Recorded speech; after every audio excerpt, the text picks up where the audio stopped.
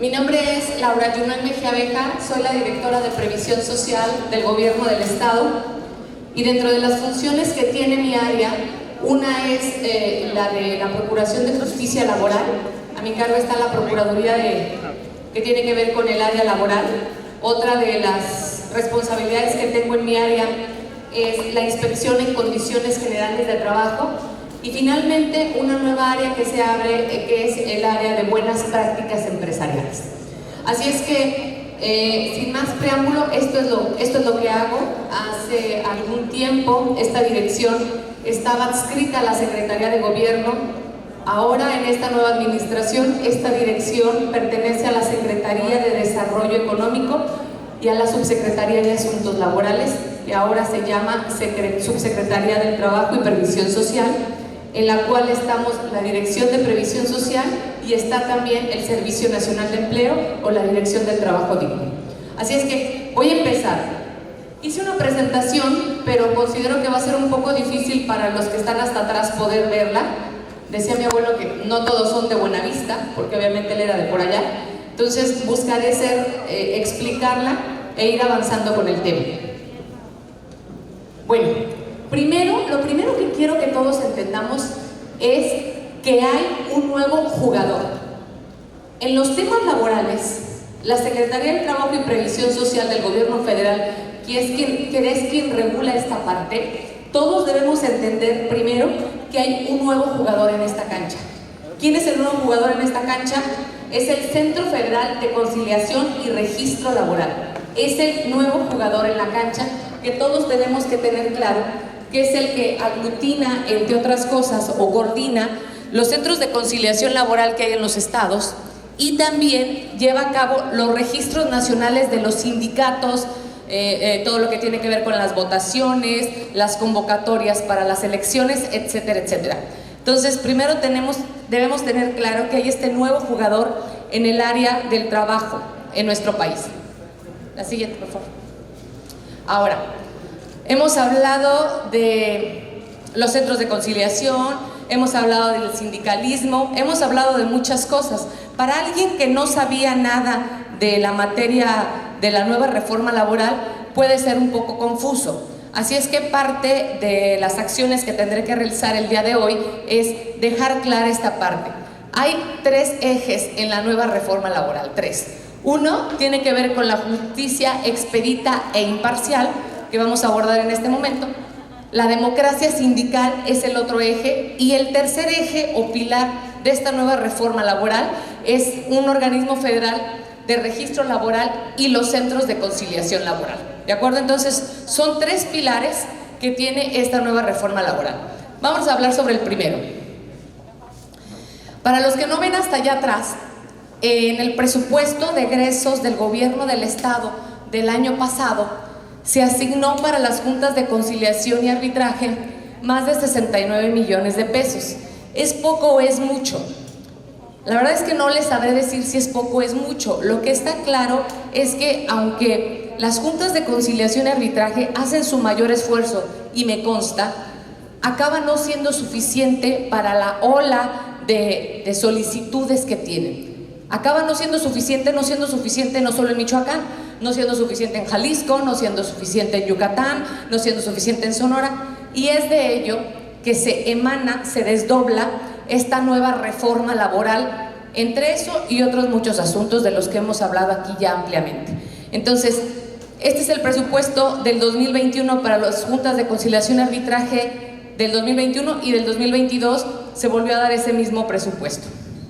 Ahora, ¿cómo están actualmente las juntas de conciliación y arbitraje? Este es un corte que se hizo al mes de octubre del 2021. Primero hay que decir que están en 6 municipios las juntas de conciliación y arbitraje. Están en los municipios de Uruapan, de Morelia, de Zamora, Zitácuaro, Apatzingán y Lázaro Cárdenas. ¿Qué otra cosa? Que son 10 estas juntas. En Morelia hay 5, obviamente por la cantidad de habitantes que nos encontramos en esa ciudad y la correspondencia en número de habitantes. Genera 182 empleos directos, pero tenía en trámite al corte de octubre 19.537 casos, entre acuerdos, ejecuciones, amparos y laudos. Cada número significa una persona que tiene su proceso en trámite. Y de ahí que les comentábamos que es súper complicado para las juntas de conciliación y arbitraje tener, ¿no?, todo esto a la par, tenerlo actualizado, porque los ha rebasado por mucho la cantidad de trabajo que se tiene. Y la inversión, bueno, en el 2021 fue de 69 millones de pesos para atender estos problemas que sabemos que hasta el momento pues sigue siendo insuficiente. La que sigue. ¿Cómo se implementará en Michoacán? Bueno, en Michoacán, en todo el país. Sencillo. Tendremos los centros de conciliación laboral, de los que ya hemos hablado, que estarán a cargo del Ejecutivo del Estado, donde tendremos hasta 45 días para desahogar la problemática que se presente, y tendremos los juzgados laborales, que tendrán hasta 4 meses. Ya el juez nos ha dicho que, bueno, quizá no son los 4 meses, es un poco más, pero el tiempo ya está muy establecido. En Michoacán tendremos de arranque 3 centros de conciliación, uno en Morelia, otro en Uruapan y otro en Zamora. Honestamente, desde mi punto de vista, y no es porque me encuentre aquí en Lázaro Cárdenas, creo que el próximo centro que se tendría que aperturar sería el de Lázaro Cárdenas. Forzosamente. Una, por la importancia del puerto, y 2, por la ubicación geográfica. Yo soy de Uruapan, pero resulta sumamente complicado desplazarte de aquí Zamora a Uruapan. Quisiéramos tener 113, sería maravilloso tener uno por municipio, pero no es posible. Creo que el próximo centro de conciliación laboral que se tenga que abrir en los próximos meses o en el próximo ejercicio fiscal definitivamente tendría que ser Lázaro Cárdenas, ¿no? Por la importancia del puerto, por su dinámica económica y por muchas otras cosas más. Entonces, esta sí, como se va a implementar en Michoacán, en 3 municipios, y ambos, en los 3 municipios contaremos con estas 2 figuras: el Centro de Conciliación Laboral y los tribunales laborales. En ambos, ¿de acuerdo? Tenemos que trabajar de la mano. Les quiero comentar que en este momento nos encontramos en un proceso importante. Para los centros de conciliación laboral que toca el Ejecutivo del Estado, estamos en este momento bajando los recursos para equipar y adecuar esos 3 centros de conciliación laboral. Pero también el Ejecutivo del Estado ha mandado al Poder Legislativo una propuesta de 3 personas para que se defina y se decida quién será el director estatal de estos 3 centros estatal de los centros de conciliación laboral. Entonces, estamos en una coyuntura que será muy importante seguramente en los próximos días. El Congreso asignará o designará quién va a ser este director estatal de los centros de conciliación. Obviamente estamos buscando un perfil pues que reúna los requisitos, como ser abogado, tener experiencia en materia laboral, etcétera, etcétera. La que sigue, por favor. Hemos hablado que somos en Michoacán la tercera etapa, y es así. Este es un mapa del país donde podemos encontrar cómo se ha ido implementando la reforma laboral en los diferentes estados. En la primera etapa, que son los que están marcados como guinda, podemos ver a Campeche, a Tabasco, a Chiapas, a Durango, al Estado de México, San Luis Potosí, Zacatecas e Hidalgo. Ahí hay uno federal. Esos fueron los que empezaron esto en la primera etapa, que arrancó el 18 de noviembre del 2020. La segunda etapa son los estados puestos con este color como cafecito claro, que son Aguascalientes, Baja California, Norte y Sur, Colima, Guanajuato, Guerrero, Morelos, Oaxaca, Puebla, Querétaro, Quintana Roo, Tlaxcala, Veracruz, y en Hidalgo hay uno local, ¿de acuerdo? Ahora venimos los de la tercera etapa, y ahí estamos nosotros como Michoacán. Al principio decíamos, ay, nos hubiera tocado la primera etapa, la segunda, pero creo que ha sido muy bueno que nos toque la tercera etapa, porque podemos aprender, como el juez que nos acompañó el día de hoy, de la experiencia que ellos han tenido.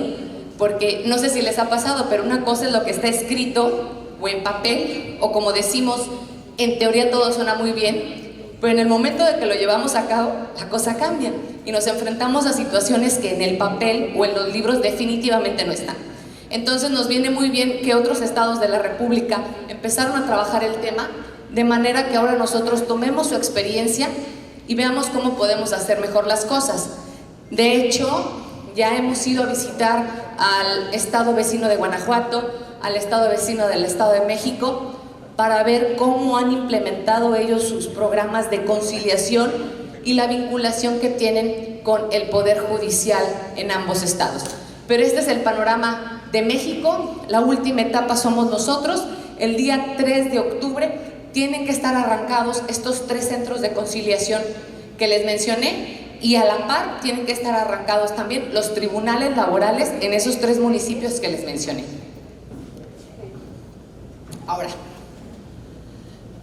¿cómo se solicita o se lleva a cabo una conciliación? Bueno, pues aquí se presenta una solicitud, se da la asesoría judicial. Me parecería, bueno, esto es un flujograma, pero me parecería sobre todo importante resaltar que lo más importante aquí es que los centros de conciliación contarán con una figura importante. Uno serán precisamente los conciliadores, gente con experiencia en derecho laboral que también será capacitada arduamente, y los notificadores. Entonces, estas dos figuras serán indispensables. Pero ¿qué pasa cuando no arreglamos el asunto aquí en el centro de conciliación y se tiene que ir a los tribunales laborales? La gente del área de conciliación laboral podría ayudar o podría acompañar en los tribunales laborales si así lo decidiera el trabajador. ¿Podría hacerlo? Sí podría hacerlo, ¿de acuerdo? Entonces podría dar el acompañamiento si así lo pidiera el trabajador, o si no, también el área de Procuración de Justicia Laboral, que les he comentado está a mi cargo, lo puede hacer. Sí, también lo puede hacer y puede dar el acompañamiento. Hay algunos datos relevantes que nos dio la Secretaría del Trabajo y Previsión Social, que ahí nos faltó poner la fuente. No son datos que a nosotros se nos ocurrieron, nos los dio la STPS, sobre cómo les ha ido en los estados de la República Mexicana en los últimos años, porque como vimos la primera etapa arrancó en el 2020. ¿Cuáles son los datos estadísticos que tienen? Los datos estadísticos que tienen es que el 78% de los asuntos se concluyen en la primera audiencia, cuando se presentan el patrón y el trabajador en los centros de conciliación. En la primera audiencia, el 78% de los conflictos queda resuelto, que eso nos parece un dato interesante. El 75% de las solicitudes de conciliación la presentan hombres y el 25% la presentan mujeres. Del 100% de los casos que se presentan, 75 son caballeros y 25 son mujeres los que presentan este recurso, los que van a los centros de conciliación. Nos reporta la Federación que de todos los asuntos en materia laboral que se han presentado en los diferentes estados a partir del 2020, el 71% se han conciliado. Me parece un número muy interesante. Aún así creemos que podría ser mejor, pero el 71% se han conciliado, lo que quiere decir, sin ser un genio en las matemáticas, que el 29% de esos asuntos son los que han ido a dar a los tribunales, ¿de acuerdo? Y finalmente el otro dato que nos dan es que el 13% de las notificaciones se realizan por el personal de los centros federales, ¿de acuerdo? Esas notificaciones van a dar con los centros federales de conciliación. Entonces, esta es la primera parte, la primera columna de la que les hablé. Nos regresamos a las otras dos columnas de la reforma laboral. Una que va vinculada, estas dos van vinculadas, la democracia sindical y el organismo federal de registro laboral van vinculadas. Vámonos con la democracia sindical, que en términos blanco y negro, ¿qué nos quiere decir? Lo que hemos hablado aquí ya muchas veces. Uno, elegir dirigentes sindicales, aprobar contratos colectivos iniciales y sus revisiones. Dos, legitimar contratos colectivos existentes. Esto tampoco es nuevo, esto ya se venía haciendo. Lo importante es la forma en la que ahora se hace, pero esto ya se venía haciendo desde hace tiempo. No, en amarillo. Ok. En cuanto a la democracia sindical, ¿qué cambios podemos encontrar o cuál es la diferencia? Uno,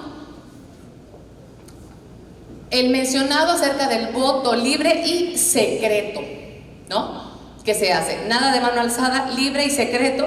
Buscarán los mecanismos para que sea libre y secreto. El segundo, el Centro Federal de Conciliación de Registro Laboral podrá verificar el procedimiento de la elección a solicitud del sindicato, u ojo, al menos del 30% de los afiliados. Si el 30% de los afiliados va con el Centro Federal y les dice, oye, yo quiero que te vayas a hacer una vuelta con nuestra elección porque pues no estamos de acuerdo, con el 30% que lo solicite, puede actuar, puede intervenir la autoridad federal para atender el caso. ¿De acuerdo? Anterior. Se deberá garantizar la representación proporcional por razón de género, lo que veíamos hace ratito y comentaba la maestra atinadamente. Ahora las mesas directivas de los sindicatos tienen que traer el tema de equidad de género. En los años anteriores la mayoría eran caballeros los que la integraban, pero ahora necesitarán también incluirse damas en la parte de liderazgo de los sindicatos. En caso de una duda razonable sobre la veracidad del documento presentada, organizar reencuentro para conocer el sentido de las decisiones de los trabajadores, ¿no? Entonces, pueden volver a intervenir si así se requiere. ¿Cómo se garantiza la negociación colectiva? Bueno, aquí hay toda una cantidad de letras que con mucho gusto compartiré con ustedes.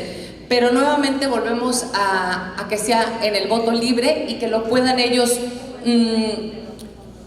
un sector de acuerdos negociados con los sindicatos sobre el contenido de los contratos colectivos o del convenio de revisión integral. Cada 2 años lo propone la autoridad federal. Se consulta la convocatoria organizada por el sindicato que solicita la firma o revisión contractual, ¿no? Es parte de los requisitos. La constancia de representatividad. ¿Alguien ha escuchado hablar acerca de esto? ¿Alguien sabe lo que es la constancia de representatividad? ¿No? ¿Qué has entendido por la constancia de representatividad?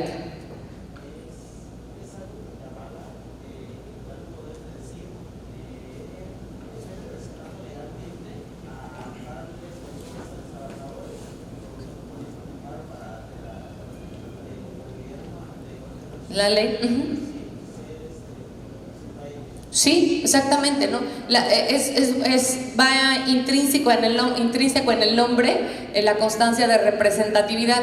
Y en efecto, habíamos comentado aquí en repetidas ocasiones en el foro que había personas que decían, oye, yo represento a 800,000 trabajadores, ¿no? Y resulta que no representaba a nadie, que la gente ni siquiera lo reconocía como líder. Entonces, la constancia de representatividad pues, es precisamente para eso, ¿no? Para decir que represento. Para decir que represento en función de las personas que se afiliaron o están conmigo en el sindicato, digan que sí, que verdaderamente lo represento y no sea de papel o no sea inexistente, ¿no? En el caso de que se presenten más de una solicitud de la constancia de representación, porque puede ser, yo creo que todos conocemos que en algunos lugares hay más de un sindicato, ¿no? En un número importante de empresas o en un número también importante de instancias, no solamente existe un sindicato, existe más de un sindicato y bueno, si tiene la representatividad será bienvenido, pero tendrá que acreditarlo, ¿de acuerdo? La que sigue. ¿Qué es la legitimidad del contrato colectivo? A ver, esto es bien importante. El contrato colectivo de trabajo, y aquí quiero hacer el énfasis y cómo nos podemos vincular con el mundo. El contrato colectivo de trabajo, ¿qué es lo que busca? Pues obviamente busca que los trabajadores tengan las mejores condiciones, pero no olvidemos que en la parte del trabajo hay dos lados.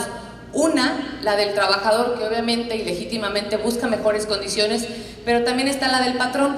El patrón que buscará también cuidar sus intereses, pero también buscará saber hasta dónde sí es posible dar el incremento que el trabajador está solicitando o dar las prestaciones que el trabajador está solicitando.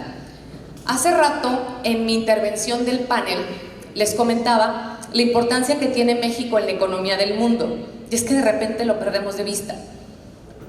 Les comentaba acerca de lo que comentaba Estados Unidos con el Tratado de Libre Comercio con Estados Unidos y Canadá, donde decía, oye, México no está siendo parejo, pero ¿quién creen ustedes que hacía la presión con los legisladores estadounidenses para decir no está siendo piso parejo? ¿Quién creen que lo decía?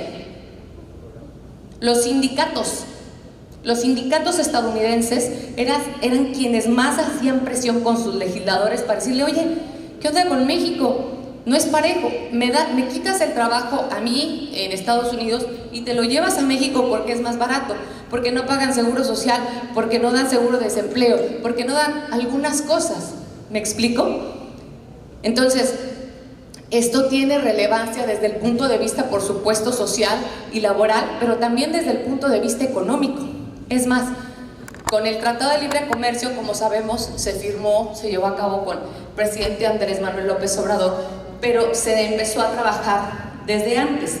Y con una persona cercana a Secretaría de Economía, en una plática me contaba cómo es que se llevó a cabo el Tratado de Libre Comercio para que tuviera éxito si estaba tan entrampado en la parte laboral. Y me comentaba, mira, Junuen, lo que hicimos fue, nos agarramos cada estado de la Unión Americana, ¿no?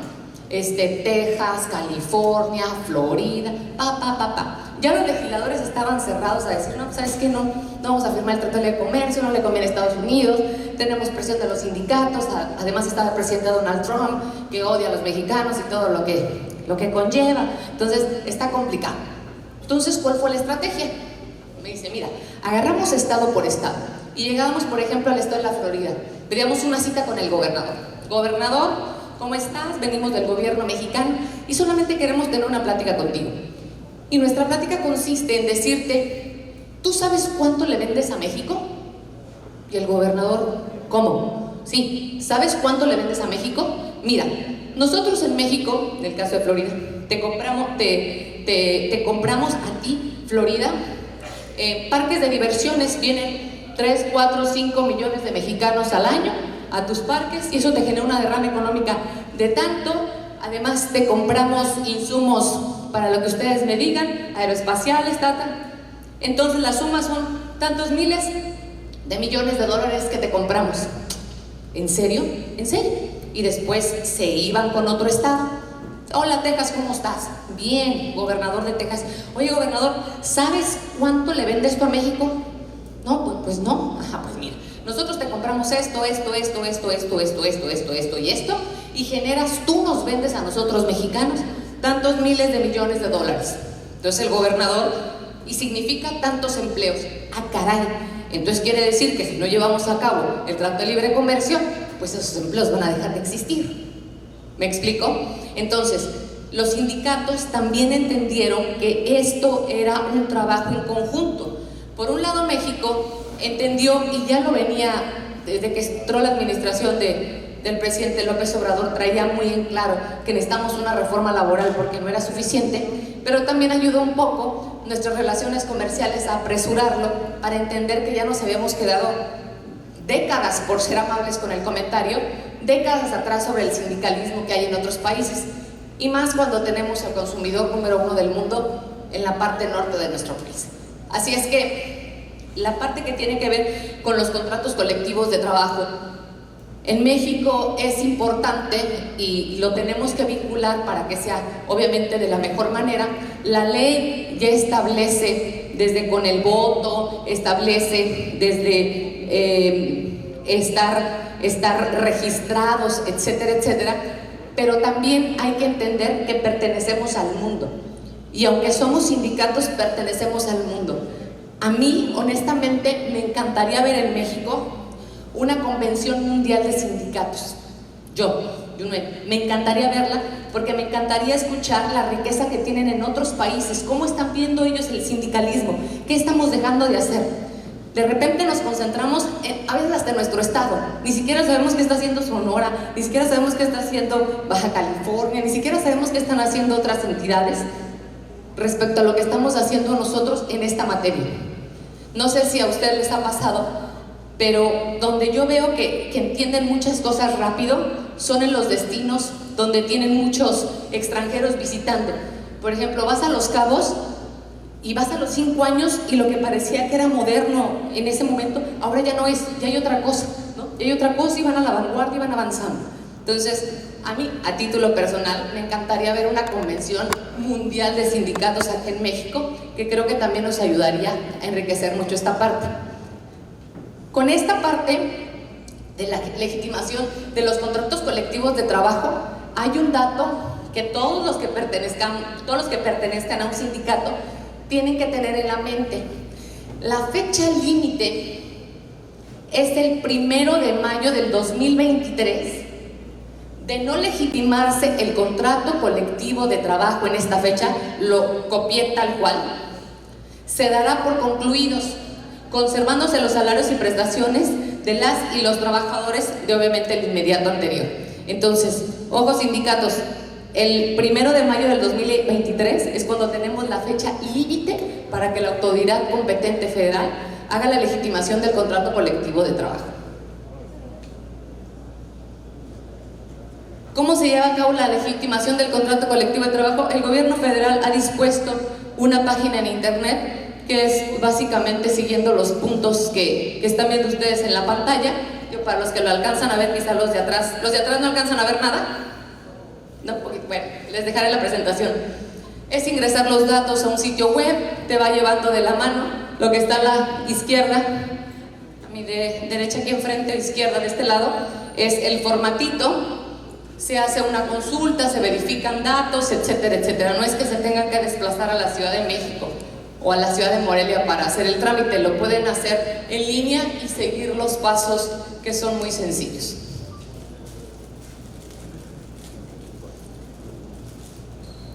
¿Qué se deriva del resultado de la consulta de la legitimación? Tenemos dos cosas. Uno, si la mayoría de los trabajadores votaron a favor del contrato colectivo de trabajo, ¿qué tenemos? Si el Centro Federal de Registro Laboral no realiza observaciones sobre el mismo, en los próximos 20 días hábiles, el contrato colectivo estará legitimado. No hubo observaciones en los próximos 20 días, los trabajadores estuvieron de acuerdo, está legitimado. Y tenemos la otra parte. Si la mayoría de los trabajadores votaron en contra de ese contrato colectivo de trabajo, se tendrá por terminado, conservando los trabajadores las prestaciones y condiciones de trabajo contemplantes en el contrato colectivo de trabajo que sean iguales o superiores a los establecidos por la ley. Nunca podrán ser, obviamente, por debajo de la ley y generalmente no pueden ser menores a los inmediatos anteriores. ¿Qué dato nos dio la STPS sobre los avances que hay en esta materia? Nos dio estos avances. La legitimación de contratos del 1 de mayo del 2021 al 30 de abril del 2022 va de la siguiente manera. Trabajadores consultados, más de 1.540.000. Eventos realizados, 8.183. Sindicatos registrados van 2.311. Sigue siendo insuficiente para el volumen que es. Contratos colectivos legitimados, 3.939. Entonces, este es un dato interesante. No sé cuántos de esos son en Lázaro Cárdenas, la verdad no tengo el dato preciso, pero ya van 3.939 al 30 de abril del 2022. Bueno, esa es mi intervención, espero haber sido clara con mi participación y no haberlos dormido, y pues me encantaría saber si alguien tiene alguna pregunta para dar respuesta. Y quiero hacer un paréntesis. Si los sindicatos de Lázaro Cárdenas tienen dudas específicas o quisieran ahondar en el tema, con mucho gusto podemos venir exclusivamente a eso, a dar una plática exprofeso de la nueva reforma laboral en materia sindical, y nos haríamos acompañar del gobierno federal para que los ayudara a despejar dudas más específicas o más certeras sin ningún problema. Es parte de nuestras funciones. Pues muchas gracias y atenta a las preguntas si es que las hubiera.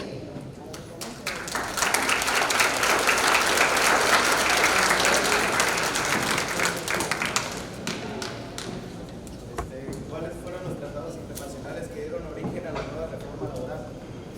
Los tratados internacionales, a ver, hay que tener en cuenta que hay la Organización Internacional del Trabajo, ¿de acuerdo? Es un organismo, la OIT, ¿de acuerdo? Entonces, no es que fuera condicionante, ¿de acuerdo? No es que dijeron, México, tienes a fuerzas que hacer una reforma laboral, no es así.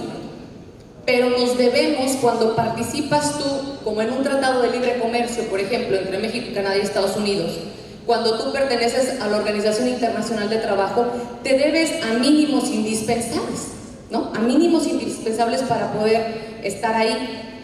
Yo te puedo comentar ahorita que en este momento, tu servidora, en la parte que tiene que ver con inspección, estamos inspeccionando, por primera vez nunca se había hecho, a los aguacateros, ¿no? Hemos hecho inspecciones para el gremio del aguacate y todo el mundo nos dice, ¿pero por qué? ¿Por qué? ¿No? ¿Por qué se está haciendo? ¿Por qué lo están llevando a cabo? Bueno, nos lo marca la ley. Estamos buscando entender, además de entender, darnos cuenta que se estén cumpliendo con las condiciones generales de trabajo que se marcan para México, pero también que hay bases en todo el mundo. Tu servidor, estamos yendo a las huertas, estamos yendo a los empaques, estamos yendo a las áreas de corte, no solo del aguacate, también de las berries, del mango, y seguramente en próximas fechas estaremos yendo al limón. ¿Qué es lo que queremos ver? ¿Qué es lo que estamos buscando? Y espero contestar tu pregunta de por qué no se obedece a un tratado internacional en específico. Pero imagínate que eres un cortador de aguacate, ¿no? Nosotros nos enfrentamos ahorita a esta situación. Eres un cortador de aguacate y nosotros llegamos con el dueño de la huerta y le decimos, cortas el aguacate. Entonces los cortadores, ¿tú los contratas? No, yo no los contrato. Es el empaque. Vamos con el empaque. Oye, empaque, ¿tú contratas a los cortadores? No, yo no soy. A mí la fruta de que entra de la puerta para adentro. Entonces, ¿quién es? Son un fantasma. ¿Cómo es que la fruta llega solita, no? Desde el árbol hasta el empaque. Y encontramos un trabajo especializado que ya lo contempla la nueva reforma laboral. Es un trabajo especializado, se llama REPSE. Y en este REPSE van los trabajos especializados. El corte de aguacate se asume como un trabajo especializado. Sin embargo, nosotros como autoridades en materia del trabajo tenemos que saber dónde está, pero además de dónde está, que les paguen su seguro social.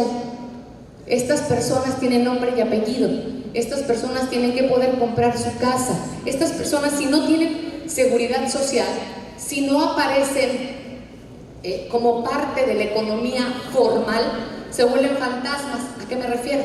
Van y tocan el Infonavit y dicen, oye, quiero el crédito para una casa. Pues aquí no lo tenemos registrado. Tiene usted registrado como 20 pesos en ahorro. Pues eso no alcanza. Oye, voy a un banco. Oye, soy cortador de aguacate, pero necesito un crédito. No, pues tampoco existe aquí porque pues, ¿tiene nómina? No, pues no tengo. ¿Tiene tarjeta de nómina? No tengo. Entonces, se vuelve gente no visibilizada, ¿de acuerdo?